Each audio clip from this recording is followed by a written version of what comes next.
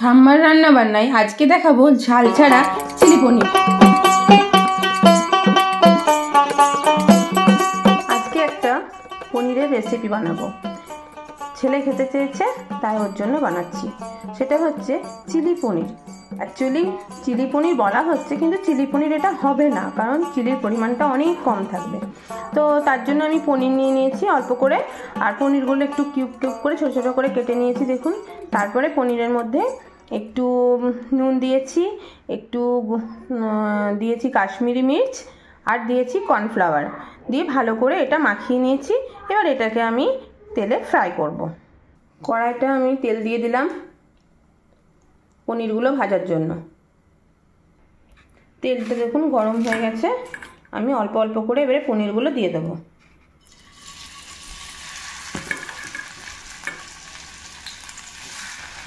গ্যাসের ফ্লেমটা medium to লোয়ে করে রাখবো। দেখুন পনিরগুলো হালকা করে ভাজা হয়ে গেছে, লাল হয়ে এসেছে। আমি এবার এগুলো তুলে নেব।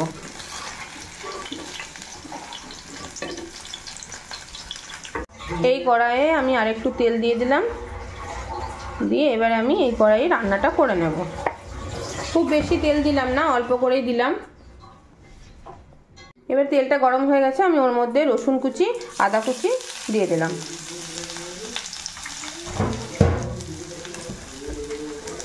এগুলো একটু ভালো করে ভেজে নেব। এবার আমি পেঁয়াজটা দিয়ে দিলাম।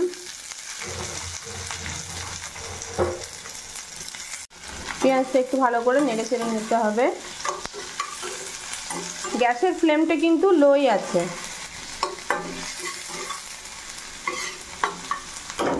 এরপর আমি গ্যাসের ফ্লেমটা বাড়িয়ে দিলাম। তারপরে এর মধ্যে ক্যাপসিকাম আমি দিলাম। ক্যাপসিকামটাও কিউব কিউব করে কেটে রেখেছিলাম। পেঁয়াজটাও তাই, ক্যাপসিকামটাও তাই। নিয়ে এবার এটা আমি ভালো করে একটু ফ্রাই করে নেব। ক্যাপসিকাম আর পেঁয়াজটা আমার ভাজা হয়ে এসেছে। আমি এর মধ্যে স্প্রিং অনিয়ন দিয়ে দিলাম কিছুটা। এটাও নেড়ে নেব।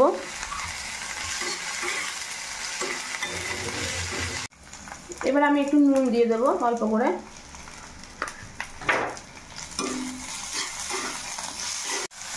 আমি এটা ভিনিগার একটু অ্যাড করলাম, 2 চামচের মতো ভিনিগার দিলাম। এবার আমি টমেটো সসটা দেব। টমেটো সসের পরিমাণটা একটু বেশি দেবো, 1 চামচের মতো সয়া সস দিলাম। অল্প করে আমি একটু রেড চিলি সস দিলাম, কারণ আগেই বললাম যে ঝালের পরিমাণটা একটু কম দেবো, যেহেতু ছেলে খাবে সেই জন্য অল্প করে একটু রেড চিলি সস দিলাম। এরপরে ভালো করে এটা মিশিয়ে নেব। অল্প করে একটু চিনি দিলাম, যেহেতু ওর টেস্ট মতো আমাকে করতে হচ্ছে তাই জন্য অল্প করে একটু চিনি দিলাম।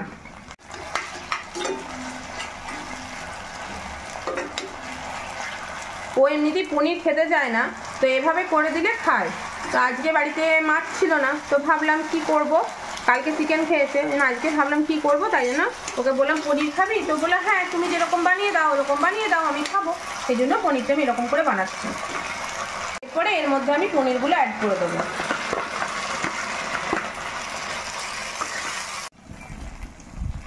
দেখুন এবারে এটা আমার রেডি হয়ে গেছে। খুব ভালো করে আমি মিশিয়ে নিয়েছি, আর সব সবজিগুলো সেদ্ধও হয়ে গেছে। এই যে দেখুন ক্যাপসিকাম, পেঁয়াজ সব সেদ্ধ হয়ে গেছে, স্প্রিং অনিয়ন সব সেদ্ধ হয়ে গেছে, আর পনিরটার মধ্যেও গ্রেভিটা খুব ভালো করে মিশে গেছে।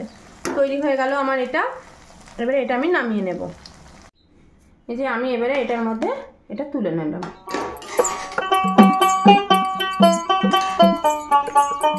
তৈরি হয়ে গেল ঝাল ছাড়া চিলি পনির।